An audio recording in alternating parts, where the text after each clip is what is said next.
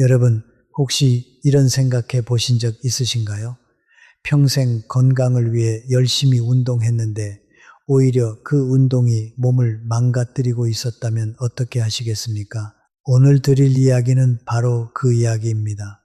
여러분이 건강을 위해 하고 계신 그 행동들이 어쩌면 지금 이 순간에도 조용히 몸을 해치고 있을 수 있습니다. 연세대 세브란스 병원 노인의학과 연구팀이 65세 이상 환자 247명을 3년간 추적 조사한 결과 놀라운 사실이 밝혀졌습니다. 운동을 열심히 한다고 믿었던 분들의 73%가 사실은 자신의 몸에 맞지 않는 방식으로 운동하고 있었던 겁니다. 그중 상당수는 운동 때문에 오히려 관절이 망가지거나 심장에 무리가 가거나 회복할 수 없는 손상을 입은 분들이었습니다. 저는 오늘 여러분께 불편한 이야기를 드릴 것입니다. 하지만 이 이야기를 끝까지 들으시고 나면 여러분은 비로소 자신의 몸을 진정으로 사랑하는 방법을 알게 되실 겁니다. 더 현명하게, 더 오래, 더 자유롭게 살아가는 법을 알게 되실 겁니다. 오늘 저희가 함께 살펴볼 내용은 총 6가지 잘못된 믿음입니다. 그리고 그 믿음들을 바로잡을 올바른 방법들도 함께 알려드리겠습니다. 끝까지 함께 해주시겠습니까? 오늘 이 영상 하나로 여러분의 건강한 노후가 달라질 수 있습니다. 함께 시작해 봅시다. 자, 여러분, 우리 세대가 평생 들어온 말이 있습니다. 운동을 많이 할수록 건강하다. 땀을 흘려야 운동이다. 아파도 참고 이겨내야 강해진다. 근력 운동은 젊은 사람들이나 하는 것이다. 이런 말들 한 번쯤 들어보셨죠? 그리고 아마 지금도 그렇게 믿고 계신 분들이 많으실 겁니다. 그런데 저는 오늘 이 자리에서 여러분께 말씀드리고 싶습니다. 이 믿음들이 노년에는 흉기가 될 수 있다는 사실을요. 선의에서 비롯된 믿음이지만 결과적으로 몸을 망가뜨리는 잘못된 상식들, 우리는 이것을 반드시 알아야 합니다. 우리 세대는 평생 성실하게 살아왔습니다. 가난한 시절에도 굴하지 않고 자식들을 위해 모든 것을 바쳐왔습니다. 그 성실함이 이제 건강에 관해서도 그대로 적용되고 있는 겁니다. 하지만 건강에 있어서만큼은 더 많이가 반드시 더 좋은 것이 아닙니다. 오늘 그 진실을 함께 알아보겠습니다. 오늘 영상에서 여러분께 드릴 내용을 먼저 소개해 드리겠습니다. 첫 번째부터 6번째까지 노년 운동에 관한 6가지 잘못된 믿음을 하나씩 살펴볼 것입니다. 그리고 각각의 믿음이 왜 잘못된 것인지, 어떤 피해를 줄 수 있는지, 그리고 올바른 대안은 무엇인지 꼼꼼하게 알려드리겠습니다. 그 다음에는 노년에 맞는 올바른 운동법, 그리고 건강하게 오래 살기 위한 5가지 원칙도 함께 말씀드리겠습니다. 이 영상 하나면 충분합니다. 자, 그럼 첫 번째 이야기부터 시작해 보겠습니다. 첫 번째, 잘못된 믿음입니다. 많이 걸을수록 건강하다는 것, 여러분도 이렇게 믿고 계신가요? 울산에 사시는 임경자 선생님이라고 계십니다. 68세이시고 평생 교사로 봉직하시다가 10년 전에 은퇴하신 분입니다. 은퇴하시고 나서 건강을 위해 매일 아침 공원에 나가 걸으셨습니다. 처음에는 한 바퀴, 그 다음에는 2바퀴, 점점 늘어나서 나중에는 매일 10,000보 이상을 목표로 삼으셨습니다.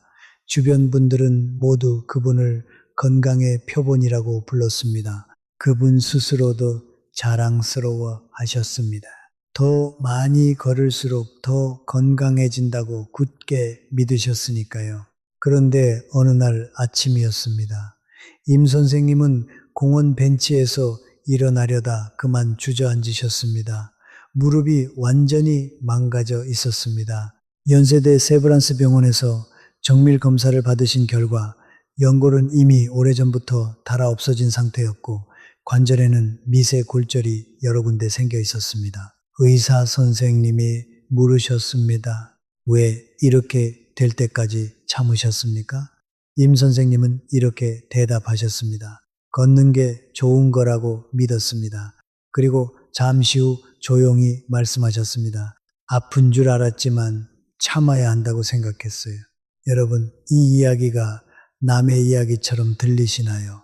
지금 이 순간에도 비슷한 상황에 계신 분들이 우리 주변에 얼마나 많은지 모릅니다. 많이 걸을수록 좋다는 믿음은 어디서 온 것일까요?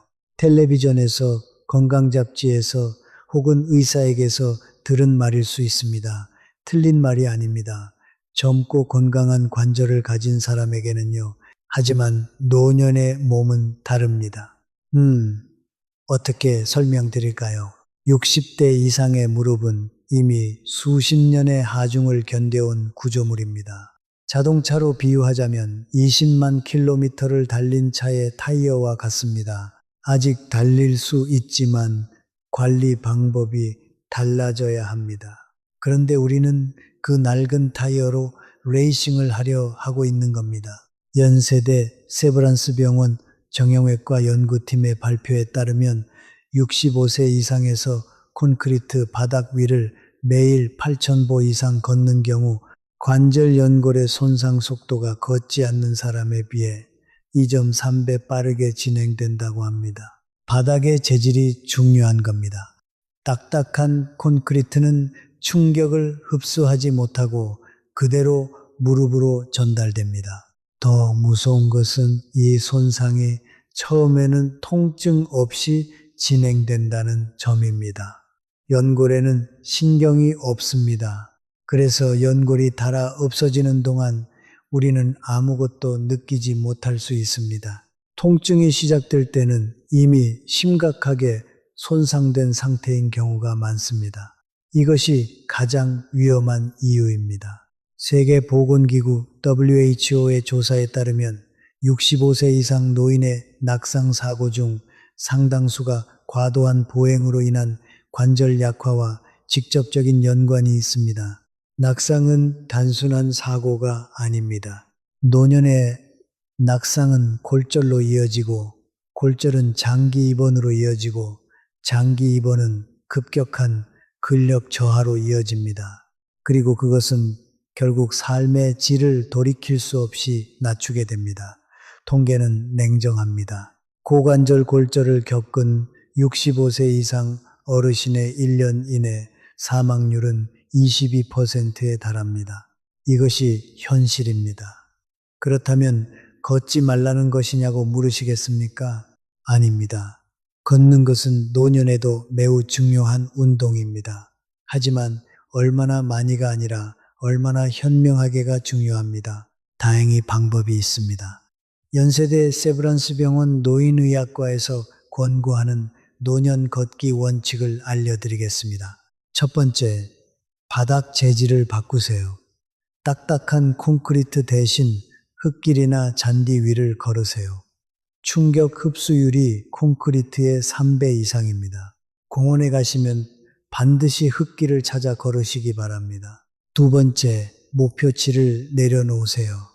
만보가 목표라면 지금 당장 그 목표를 버리십시오. 65세 이상의 경우 하루 4,000보에서 6,000보가 건강에 최적화된 보행량이라고 국내 의료진 자료에서 밝혀졌습니다. 더 중요한 것은 보수가 아니라 질입니다. 세 번째, 몸의 소리를 들으세요. 무릎에서 신호가 오면 즉시 멈추세요.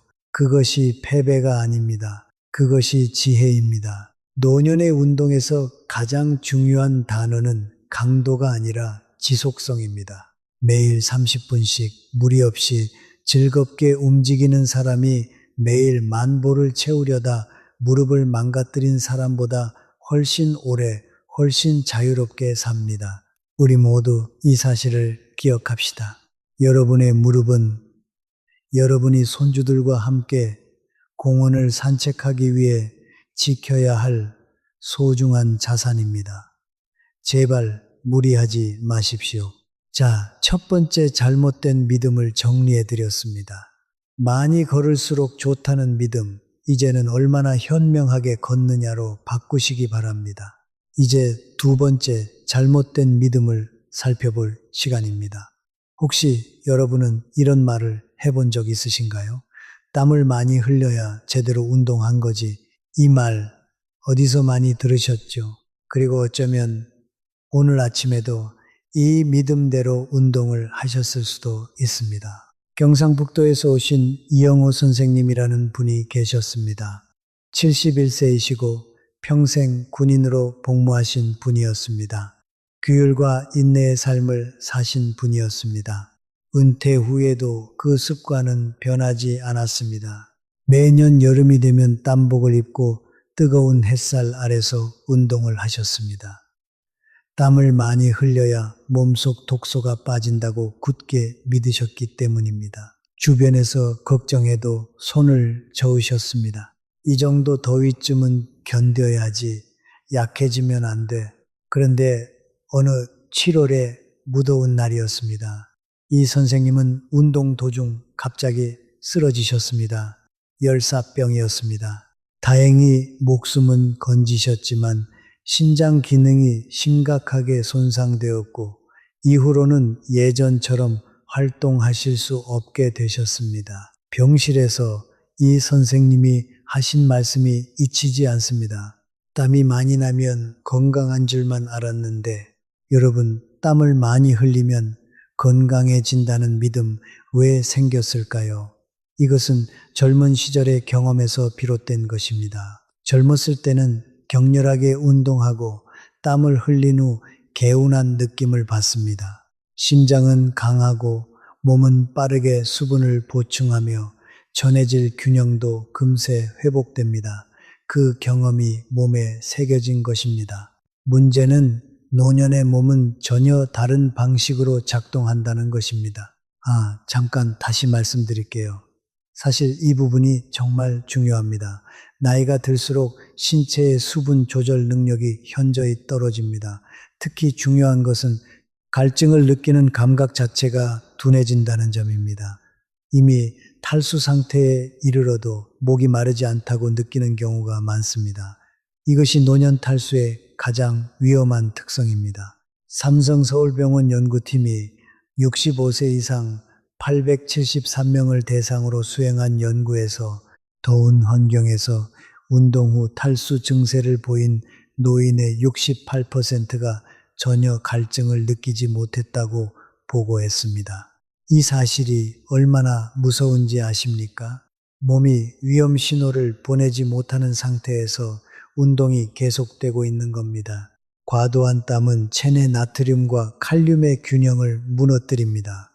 나트륨과 칼륨은 심장이 정상적으로 뛰기 위해 반드시 필요한 전해질입니다. 이 균형이 무너지면 부정맥, 즉 심장이 불규칙하게 뛰는 증세가 나타날 수 있습니다.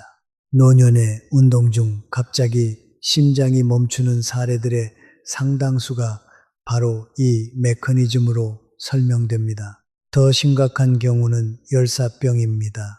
열사병은 체온 조절 능력이 완전히 무너진 상태를 말합니다. 뇌, 신장, 간 등 주요 장기에 돌이킬 수 없는 손상을 줄 수 있습니다. 노인의 경우 열사병으로 인한 사망률은 젊은 층에 비해 훨씬 높습니다. 왜냐하면 노년의 신장 기능이 열에 의한 손상에 훨씬 취약하기 때문입니다. 그렇다면 운동 중 어떤 신호가 위험한 것인지 알고 계셔야 합니다.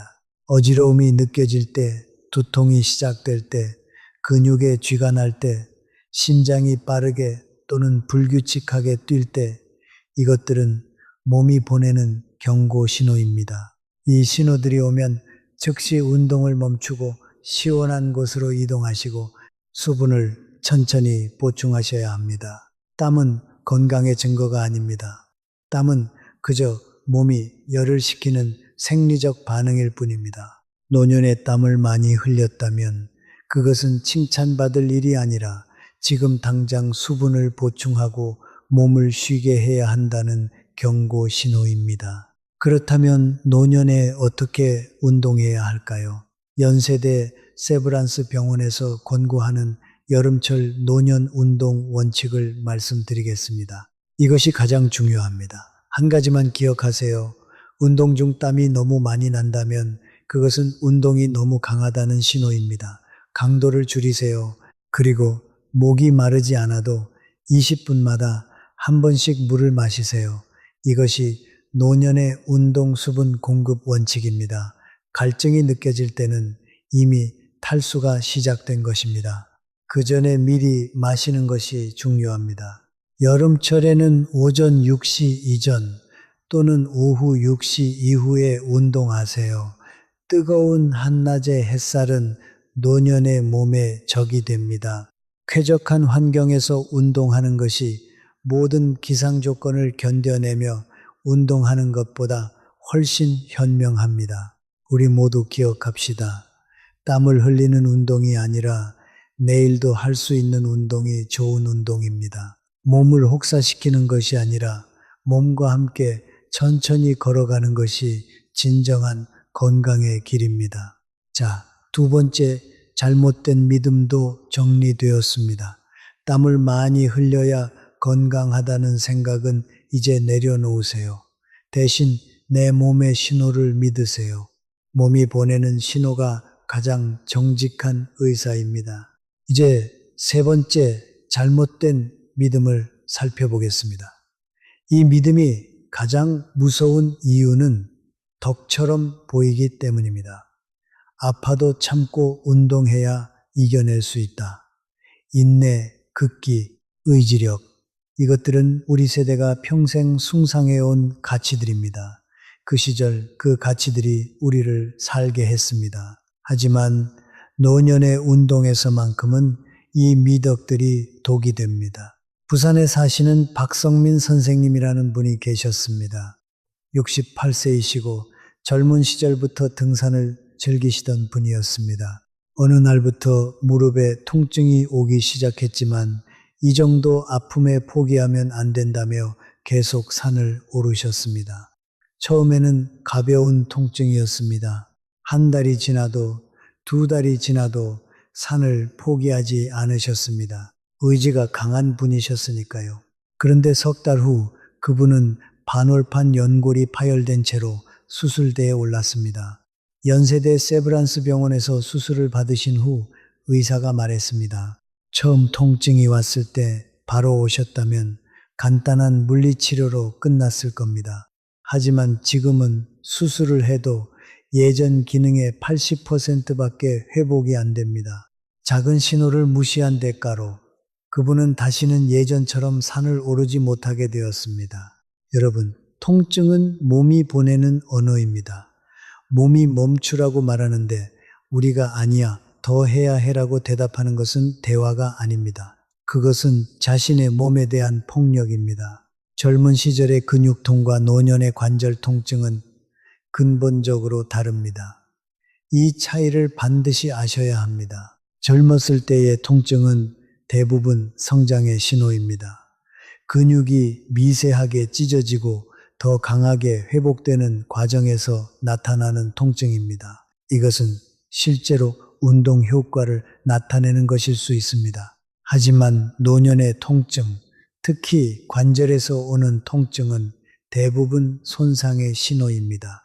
연골이 닳고 인대가 늘어나고 뼈에 무리가 가는 것을 알리는 경고 신호입니다.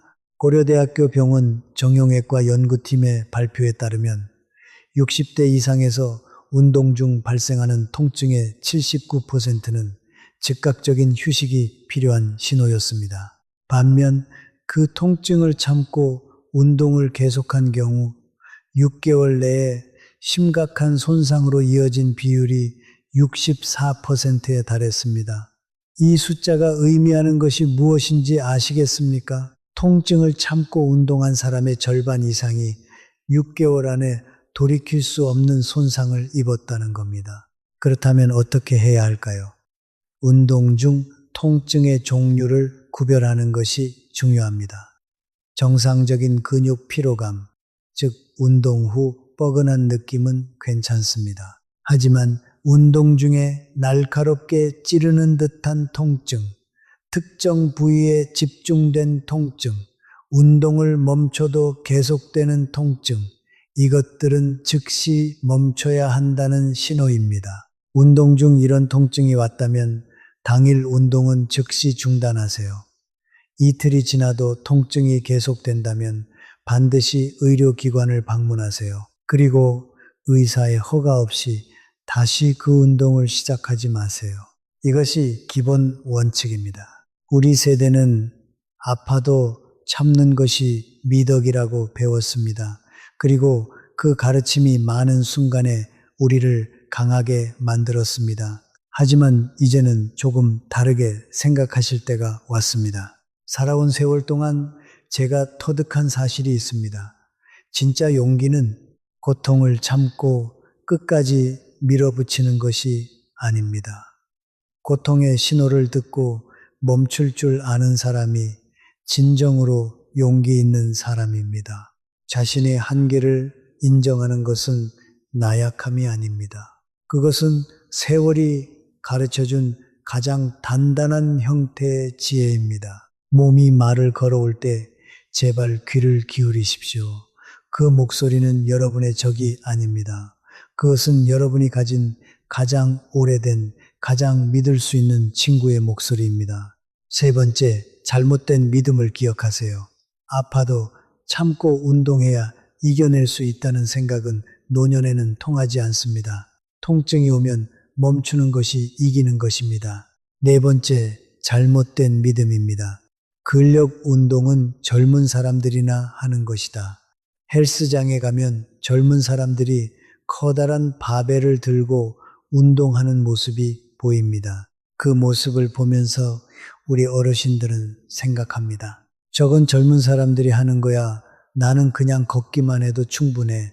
하지만 여러분, 이 믿음이 얼마나 위험한 것인지 지금부터 말씀드리겠습니다. 서울에 사시는 김철수 선생님이라는 분이 계셨습니다.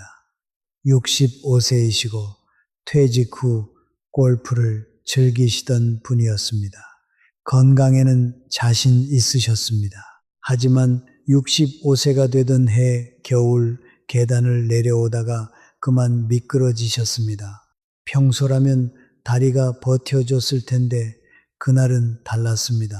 다리가 순간적으로 힘을 쓰지 못했고 고관절을 심하게 다치셨습니다. 수술 후 병원에서 검사를 받으셨는데 의사가 이렇게 말씀하셨습니다. 근력이 65세 평균보다 훨씬 낮은 상태입니다. 체중을 지탱하는 허벅지 근육이 이미 많이 빠진 상태였어요. 선생님은 그때 처음 알게 되셨습니다. 걷기만 해서는 근육이 지켜지지 않는다는 것을요. 여러분, 이것을 반드시 아셔야 합니다. 사람은 30대 중반부터 매년 약 1%씩 근육량이 줄어들기 시작합니다. 60대가 되면 그 속도는 더 빨라집니다. 여러분, 70대에 이르면 많은 분들이 전성기 근육량의 절반 이하만을 유지하게 됩니다. 의학 용어로는 이것을 근감소증 또는 사르코페니아라고 부릅니다. 문제는 근육이 단순히 힘의 문제가 아니라는 것입니다. 근육은 체온을 조절합니다. 근육은 혈당을 안정시킵니다. 근육은 면역 기능을 지탱합니다. 그리고 무엇보다 근육은 낙상으로부터 몸을 보호하는 마지막 방어선입니다. 자동차로 비유하자면 이렇습니다. 걷기 운동은 자동차를 매일 똑같은 속도로 운전하는 것과 같습니다. 차는 달리지만 엔진의 힘은 늘어나지 않습니다. 반면 근력 운동은 엔진 자체를 강화하는 것과 같습니다. 같은 상황에서 더 강하게 대응할 수 있는 힘을 만드는 겁니다. 낙상 상황에서 몸이 순간적으로 버텨주는 것, 계단에서 다리가 힘을 쓰는 것, 무거운 짐을 들고도 허리가 버텨주는 것, 이 모든 것이 근력에서 나옵니다. 연세대 세브란스 병원 재활의학과 연구팀이 65세 이상 노인 642명을 2년간 관찰한 결과를 발표했습니다. 정기적으로 가벼운 저항 운동을 실시한 그룹과 걷기만 한 그룹을 비교했을 때 저항 운동 그룹은 낙상 위험이 41% 낮았고 골절 후 회복 기간도 훨씬 짧았습니다. 그리고 더 중요한 사실, 저항 운동 그룹의 88%가 2년 후에도 완전한 독립 생활을 유지하고 있었습니다. 반면 걷기만 한 그룹은 74%만이 독립 생활을 유지했습니다. 누군가의 도움 없이 스스로 일어서고 스스로 걷고 스스로 생활할 수 있다는 것, 저는 그것이 노년의 가장 근본적인 존엄이라고 생각합니다. 그 존엄을 지키는 것이 근력 운동의 진정한 의미입니다. 근력 운동은 헬스장에서 무거운 바벨을 드는 것만이 아닙니다. 지금 당장 시작하실 수 있는 방법이 있습니다. 의자에 앉았다가 천천히 일어서는 동작, 이것을 하루에 10번 반복하세요. 이것만 해도 훌륭한 근력 운동입니다. 벽에 손을 짚고 가볍게 팔굽혀 펴기를 하는 것, 누운 자세에서 다리를 들어 올리는 것, 이런 작은 움직임들이 쌓여서 근육을 지키고 근육이 삶의 독립성을 지킵니다. 거창할 필요가 없습니다. 매일 조금씩 꾸준히 하는 것으로 충분합니다. 근육은 단순한 신체 조직이 아닙니다. 근육은 자유입니다. 근육은 노년에 자기 자신으로 살아갈 수 있는 마지막 권리입니다. 그 권리를 지키는 것, 젊은이들의 일이라고 미루지 마십시오. 지금 이 순간 여러분의 일입니다. 자, 지금까지 4가지 잘못된 믿음을 살펴봤습니다. 첫째, 많이 걸을수록 좋다는 믿음. 얼마나 현명하게 걷느냐로 바꾸세요. 둘째, 땀을 많이 흘려야 건강하다는 믿음. 몸의 신호를 믿으세요. 셋째, 아파도 참고 운동해야 한다는 믿음. 통증이 오면 멈추는 것이 지혜입니다. 넷째, 근력 운동은 젊은이들의 것이라는 믿음. 근력 운동은 노년에 더 중요합니다. 이제 2가지 믿음이 더 남아 있습니다. 그리고 올바른 운동법도 함께 알려드릴 겁니다. 계속 함께 해 주시겠습니까? 5번째, 잘못된 믿음입니다. 식욕이 없어도 억지로 먹어야 한다. 이것은 매우 흔한 믿음입니다. 특히 우리 세대는 밥을 먹어야 힘이 생긴다는 생각이 뿌리 깊이 박혀 있습니다. 운동하고 나서 식욕이 없어도 억지로라도 식사를 챙겨야 한다고 생각하시는 분들이 많습니다. 하지만 이것이 왜 문제가 될 수 있는지 함께 살펴보겠습니다. 전주에 사시는 윤정희 선생님이라는 분이 계셨습니다. 65세이시고 평생 가족을 위해 밥을 짓고 남을 먹이는 것으로 사랑을 표현해온 분이었습니다. 은퇴 후에도 그 습관은 자신에게로 향했습니다. 운동을 마치고 나면 식욕이 없어도 억지로 식사를 챙기셨습니다. 운동했으니까 먹어야 힘이 생기지라는 말을 주문처럼 되뇌이면서요. 그렇게 몇 달이 지나자 선생님은 식사 때마다 속이 불편하다고 하셨습니다. 급기야 소화기 문제로 병원에 입원하시게 되었습니다. 검사 결과 위장 기능이 심각하게 저하되어 있었습니다. 무리한 식사가 오히려 소화기관에 만성적인 부담을 주었다는 진단이 나왔습니다. 의사가 조심스럽게 말씀하셨습니다.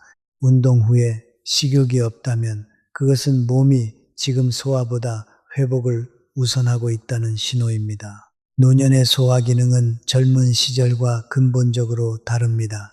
나이가 들수록 위산 분비가 줄어들고 위장의 운동 능력도 저하됩니다. 음식을 소화하는 데 걸리는 시간이 길어지고 소화 효소의 분비량도 감소합니다. 서울대학교 병원 내과 연구팀의 조사에 따르면 65세 이상에서 소화 기능의 효율은 35세 때의 67% 수준에 그친다고 합니다. 쉽게 말해서 같은 양의 음식을 소화하는데 훨씬 더 많은 에너지가 필요하다는 뜻입니다. 운동 직후에는 혈액이 근육과 심장에 집중됩니다. 소화기관으로 가는 혈류가 일시적으로 줄어든 상태입니다. 이 상태에서 억지로 음식을 밀어넣는 것은 이미 지친 일꾼에게 쉬지도 못하게 하고 또 다른 일을 떠맡기는 것과 같습니다. 식욕이 없다는 것은 게으름이 아닙니다. 그것은 몸이 지금 다른 일을 하고 있다는 정직한 보고입니다. 그 보고를 무시하고 억지로 먹는 것이 습관이 되면 소화 기능은 서서히 무너지고 영양 흡수율도 오히려 낮아집니다. 결국 몸을 위한다는 행동이 몸을 망가뜨리는 결과로 이어집니다. 그렇다면 어떻게 해야 할까요? 운동 후 30분에서 1시간은 몸이 회복에 집중할 수 있도록 기다려 주세요. 그 후에 자연스럽게 식욕이 돌아오면 식사를 하시면 됩니다. 식욕이 없다면 억지로 먹으려 하지 마세요.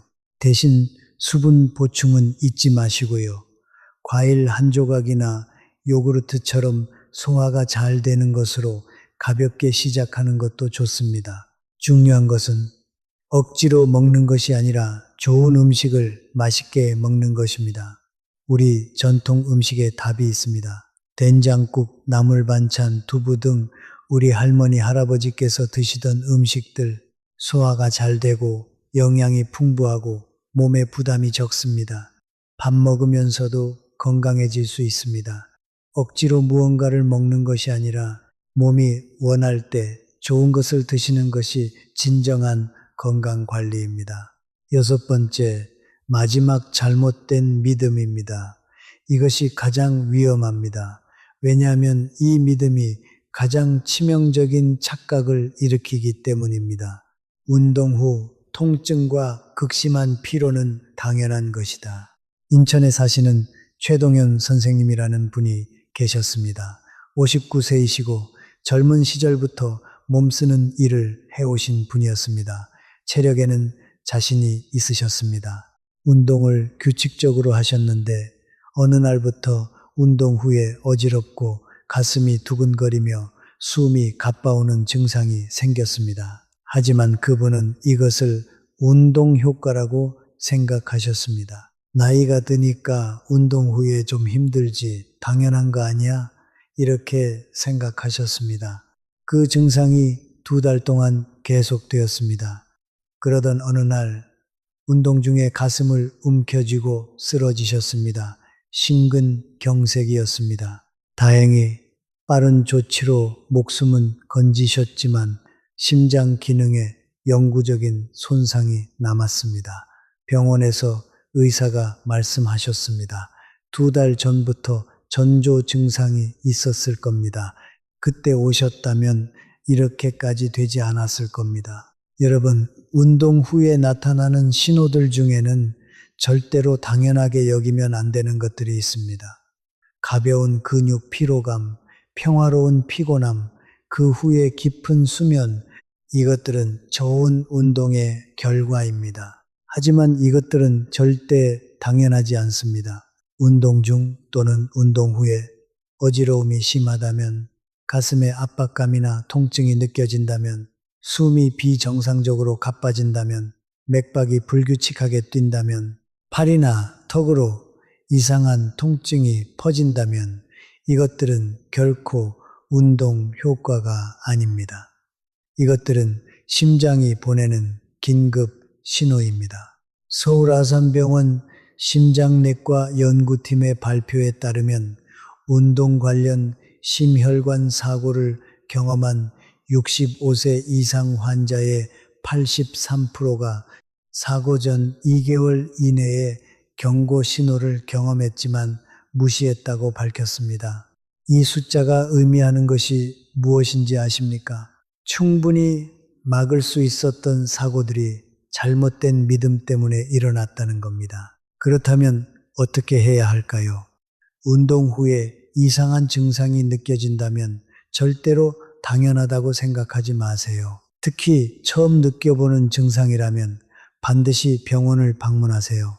심장의 경고 신호는 2번 보내지 않을 수도 있습니다. 처음 신호를 들었을 때 행동하는 것이 가장 중요합니다. 그리고 운동을 시작하기 전 1년에 한 번은 심장 기능 검사를 받으세요. 특히 60세 이상이시라면 새로운 운동을 시작할 때마다 의사와 먼저 상담하는 습관을 기르시기 바랍니다. 이것이 번거로워 보일 수 있습니다. 하지만 이것이 여러분의 건강한 노후를 지키는 가장 확실한 방법입니다. 자, 6가지 잘못된 믿음을 모두 살펴봤습니다. 이제 올바른 방향으로 나아갈 시간입니다. 잘못된 믿음들을 알게 되셨으니 이제 올바른 방법을 알려드릴 시간입니다. 걱정 마세요. 어렵지 않습니다. 복잡하지 않습니다. 지금 이 자리에서 들으시고 오늘부터 바로 시작하실 수 있는 것들입니다. 먼저 노년의 이상적인 운동이란 어떤 것인지 알아보겠습니다. 노년의 운동은 3가지 축으로 이루어집니다. 첫 번째는 유산소 운동, 2번째는 근력 운동, 3번째는 유연성과 균형 운동입니다. 이 3가지가 균형 있게 이루어져야 진정한 건강을 유지할 수 있습니다. 올바른 노년 유산소 운동에 대해 먼저 말씀드리겠습니다. 걷기는 여전히 좋은 운동입니다. 단 앞서 말씀드린 원칙들을 지켜야 합니다. 흙길이나 잔디 위를 걷고 4,000에서 6,000보 정도를 편안하게 걷는 것, 그리고 몸의 신호를 듣는 것입니다. 그런데 걷기 외에도 매우 효과적인 유산소 운동이 있습니다. 수중 운동입니다. 물속에서 하는 운동은 관절에 가해지는 하중을 80%까지 줄여줍니다. 관절이 아프신 분들에게 특히 적합합니다. 수영장 물속에서 걷기만 해도 지상에서 걷는 것보다 훨씬 효과적으로 체력을 키울 수 있습니다. 주변 수영장이나 복지관의 수중 운동 프로그램을 찾아보세요. 많은 지역에서 무료 또는 저렴하게 운영하고 있습니다. 자전거 타기도 좋은 선택입니다. 무릎에 부담이 적고 하체 근력을 효과적으로 단련할 수 있습니다. 실내 자전거를 이용하시면 날씨에 상관없이 안전하게 운동하실 수 있습니다. 이제 올바른 노년 근력 운동을 알려드리겠습니다. 근력 운동 어렵게 생각하지 마세요. 지금 앉아 계신 그 의자 하나면 충분합니다. 의자 스쿼트입니다. 의자에 앉았다가 천천히 일어서는 동작입니다. 일어설 때 무릎이 발가락 위를 넘어가지 않도록 주의하세요. 처음에는 5회부터 시작해서 서서히 10회, 15회로 늘려가세요. 이 동작 하나가 허벅지 근육과 엉덩이 근육을 동시에 단련합니다. 하루에 2세트만 해도 효과가 있습니다. 벽 팔굽혀 펴기입니다. 벽 앞에 서서 양손을 어깨 너비로 벌려 벽에 댑니다. 몸을 벽 쪽으로 기울였다가 다시 밀어냅니다. 이것은 가슴 근육과 팔 근육을 단련합니다. 넘어질 위험도 없고 관절의 부담도 적습니다. 누워서 하는 다리 올리기도 좋습니다. 침대나 바닥에 누운 상태에서 한쪽 다리를 천천히 들어 올렸다가 내립니다. 양쪽 번갈아 가며 10회씩 실시합니다. 이것은 복부 근육과 허리 근육을 단련합니다. 이 3가지만으로도 전신 근력을 효과적으로 유지할 수 있습니다. 비용은 한 푼도 들지 않습니다. 특별한 장비도 필요 없습니다. 지금 당장 시작하실 수 있습니다. 그리고 이것이 보너스입니다. 아주 중요한 운동인데 많은 분들이 간과하시는 것이 있습니다. 바로 균형 운동입니다. 균형 능력은 낙상을 예방하는데 핵심적인 역할을 합니다.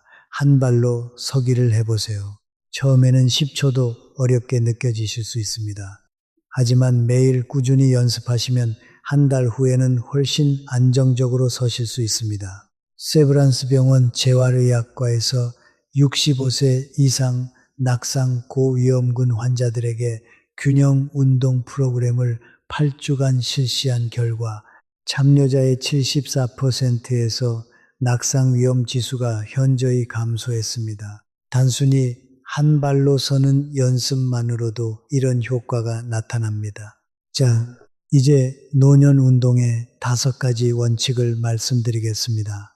이것이 오늘 영상에서 제가 여러분께 드리는 가장 중요한 메시지입니다. 첫 번째 원칙입니다. 오늘의 몸으로 오늘을 운동하세요. 어제 잘 걸었다고 오늘도 같은 거리를 걸어야 하는 것이 아닙니다. 오늘 아침 일어났을 때 무릎이 뻣뻣하다면 오늘은 조금 덜 걷는 날입니다. 어제의 성취가 오늘의 기준이 되어서는 안 됩니다. 몸은 매일 다르게 말을 걸어옵니다. 그 말을 매일 새롭게 들을 줄 아는 것, 그것이 첫 번째 원칙입니다. 두 번째 원칙입니다. 강도보다 일관성을 택하세요.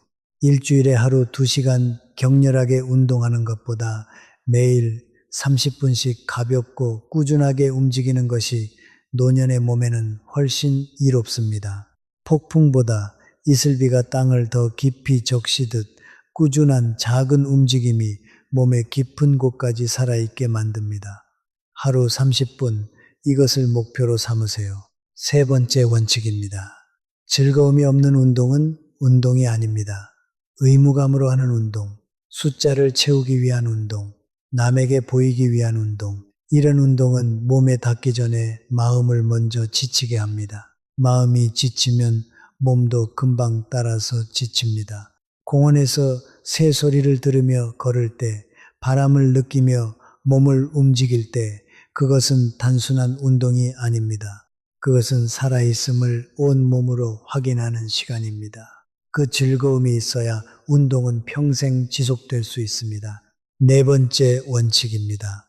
회복도 운동의 일부입니다. 운동한 다음 날 충분히 쉬는 것, 충분히 자는 것, 따뜻한 물로 몸을 풀어주는 것, 이것들은 게으름이 아닙니다. 이것들은 몸이 운동의 효과를 흡수하고 더 단단해지는 과정입니다. 운동과 휴식은 서로 반대되는 것이 아닙니다. 하나의 순환을 이루는 두 개의 축입니다. 이 순환을 이해하는 사람만이 운동을 지속할 수 있고 지속할 수 있는 사람만이 오래도록 건강을 유지할 수 있습니다. 다섯 번째 원칙입니다. 이것이 가장 중요합니다. 비교하지 마세요. 옆집 어르신이 아직도 산을 탄다고, 텔레비전에 나오는 100세 노인이 매일 수영을 한다고 그것이 여러분의 기준이 되어서는 안 됩니다. 여러분의 몸은 세상에 단 하나뿐입니다. 여러분이 살아온 삶의 무게, 여러분이 겪어온 계절들, 여러분의 관절과 심장과 근육이 지금껏 버텨온 시간, 그 모든 것이 합쳐져서 지금의 여러분의 몸이 만들어졌습니다. 그 몸을 남과 비교하는 것은 자신의 삶 전체를 부정하는 것과 같습니다. 우리 모두 이 원칙들을 기억합시다. 자, 이제 오늘 영상 전체를 정리해 드리겠습니다. 오늘 우리가 함께 살펴본 내용을 다시 한번 정리합니다. 첫 번째, 잘못된 믿음, 많이 걸을수록 좋다. 진실은 이렇습니다. 콘크리트 바닥 위를 무리하게 많이 걷는 것은 관절 연골을 빠르게 닳게 합니다. 흙길에서 4천에서 6천 보를 몸의 신호를 들으면서 걷는 것이 올바른 방법입니다. 두 번째, 잘못된 믿음, 땀을 많이 흘려야 건강하다. 진실은 이렇습니다. 노년의 몸은 갈증 감각이 무뎌져 있습니다. 땀을 많이 흘리는 것은 탈수와 전해질 불균형의 신호일 수 있습니다. 운동 강도를 적절히 유지하고 20분마다 수분을 보충하는 것이 중요합니다. 세 번째, 잘못된 믿음, 아파도 참고 운동해야 한다. 진실은 이렇습니다. 노년의 통증은 성장 신호가 아니라 손상 신호입니다. 통증이 오면 즉시 멈추고 이틀이 지나도 지속되면 병원을 방문하는 것이 지혜입니다. 네 번째, 잘못된 믿음, 근력 운동은 젊은이들의 것이다. 진실은 이렇습니다. 노년의 근력 운동은 더 중요합니다. 의자 스쿼트, 벽 팔굽혀 펴기, 누워서 하는 다리 올리기, 집에서 매일 할 수 있는 간단한 동작들로 근육을 지키실 수 있습니다. 다섯 번째, 잘못된 믿음, 식욕이 없어도 억지로 먹어야 한다. 진실은 이렇습니다. 운동 후 식욕이 없다면 30분에서 1시간 기다리세요. 몸이 회복에 집중하고 있는 겁니다. 식욕이 돌아왔을 때 소화가 잘 되는 좋은 음식을 맛있게 드시면 됩니다. 여섯 번째, 잘못된 믿음, 운동 후 이상 증상은 당연하다. 진실은 이렇습니다. 운동 후 어지러움, 가슴 압박감, 불규칙한 맥박은 절대 당연한 것이 아닙니다. 이런 증상이 나타나면 즉시 운동을 중단하고 증상이 계속되면 반드시 병원을 방문해야 합니다. 그리고 노년 운동의 5가지 원칙을 기억하세요. 오늘의 몸으로 오늘을 운동하고 강도보다 일관성을 택하고 즐거운 운동을 선택하고 회복도 운동의 일부로 여기고 절대 남과 비교하지 마세요. 여러분, 저는 오늘 이 영상을 통해 여러분께 전달하고 싶은 가장 근본적인 메시지가 있습니다. 몸은 정복의 대상이 아닙니다. 몸은 우리가 이 세상에서 살아가는 동안 함께하는 가장 오래된 동반자입니다. 동반자를 대하는 방식은 도구를 대하는 방식과 다릅니다. 동반자가 지쳐서 쓰러지면 우리도 함께 멈춰야 합니다. 동반자가 아프다고 말하면 우리는 그 말에 귀를 기울여야 합니다. 노년의 운동 철학은 이 한 문장으로 요약됩니다.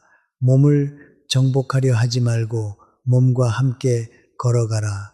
평생 자식들을 위해 모든 것을 바쳐온 우리 세대, 이제는 자신의 몸에게도 같은 사랑을 드릴 때가 왔습니다. 자식에게 짐이 되지 않으려면 건강한 몸으로 오래 살아야 합니다. 손주들과 함께 공원을 산책하고 손주들이 자라는 모습을 오래오래 지켜보려면 지금 이 순간부터 현명하게 움직여야 합니다. 여러분의 몸은 여러분의 적이 아닙니다.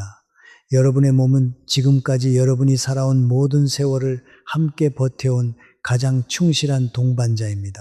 그 동반자를 이제는 사랑해 주십시오. 오늘 아침에도 창문을 열면 바람이 들어옵니다. 차갑지도 않고 뜨겁지도 않은 그냥 바람입니다. 그런데 그 바람을 느끼며 숨을 쉴 수 있다는 것, 두 발로 마당을 걸을 수 있다는 것, 따뜻한 밥 한 그릇을 맛있게 먹을 수 있다는 것, 이것들이 사소해 보이지만 이것들이 바로 삶입니다. 이것들을 느낄 수 있는 사람이 가장 풍요롭게 살고 있는 사람입니다. 인생의 후반부는 속도를 높이는 시간이 아닙니다. 그것은 속도를 늦추고 주변을 돌아보고 지금 이 순간을 온전히 느끼는 시간입니다. 노을은 하루 중 가장 아름다운 빛입니다. 가장 조용하고 가장 따뜻하고 가장 깊은 색을 가진 시간, 노년이란 바로 그 노을의 시간입니다. 끝이 아니라 가장 아름다운 완성의 시간, 소란스러운 한낮을 지나 이제야 비로소 자신의 색을 찾은 시간입니다. 어제보다 조금 덜 걸어도 괜찮습니다. 오늘 운동을 쉬어도 괜찮습니다. 식욕이 없는 날은 억지로 먹지 않아도 괜찮습니다. 몸이 쉬고 싶다고 하면 쉬십시오. 그것이 나약함이 아닙니다. 그것은 자신의 몸을 진정으로 사랑하는 방법입니다. 우리 모두 함께 건강해집시다. 오늘 영상이 여러분의 건강한 삶에 조금이라도 도움이 되셨기를 진심으로 바랍니다. 혹시 영상이 도움이 되셨다면 좋아요와 구독으로 응원해 주세요. 여러분의 관심 덕분에 더 많은 분들께 건강 정보가 전달될 수 있습니다. 댓글에 오늘 영상을 보신 소감이나 궁금하신 점도 남겨주시면 성심껏 답변 드리겠습니다. 건강 지키시고 행복하세요.